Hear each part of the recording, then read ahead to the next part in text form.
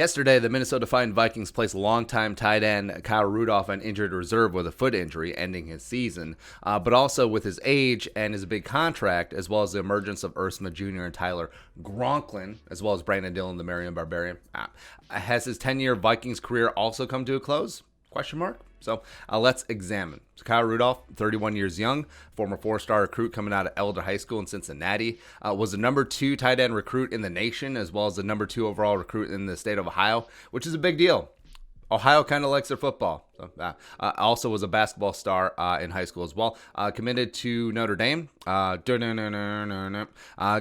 90 catches, 1,032 yards, and 8 touchdowns as security blanket for Jimmy Clausen and Dane Christ for the Golden Domers. 2011 was the first tight end drafted in the second round, number 43 overall by the Minnesota Vikings. That was when the Vikings took Ponder at 12, because that was supposed to be the battery for multiple years. That was supposed to be the chemistry. That was supposed to be the cold-blooded connection for many, many decades, but nah.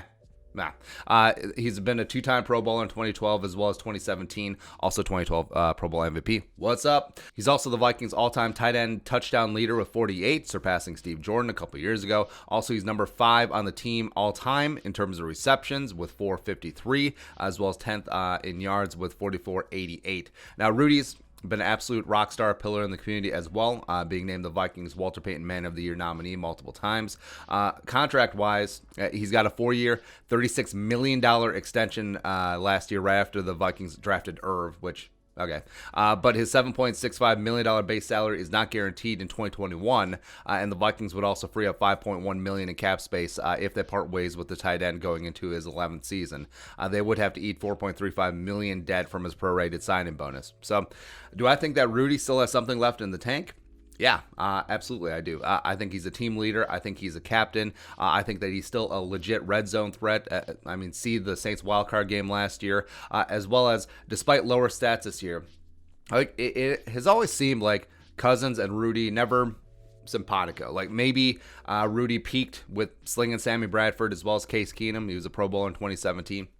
I had some great stats in 2016 too. But also this year, he's had some legit onions catches, man. Moving the chains in big time spots, third down, especially week 10 against the Bears. So respect. But that said, do I think that he's worth $7.65 million, which would make him the 7th highest paid tight end in 2021? As well as Ursma Jr. going into year 3, Tyler Conklin heading to year 4. They're ready to thrive. They're ready to rock and roll. I think that they should take on much bigger roles whenever the Vikings offense is going to be in 2021. I think Rudy could still absolutely serve a purpose. You look at like late career Jason Witten in Dallas. Not so much Oakland. Not so much in the Monday Night booth either, but nah. But also as a leader and a red zone guy, that still has a ton of value. But also not at that salary.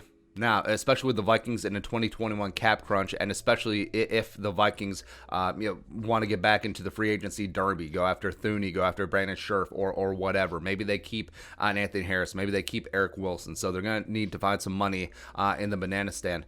#cap is a myth. So I would be open to bringing Rudy back on a pretty substantial pay cut. Right, so that might be the deal breaker for him, and no muss, no fuss.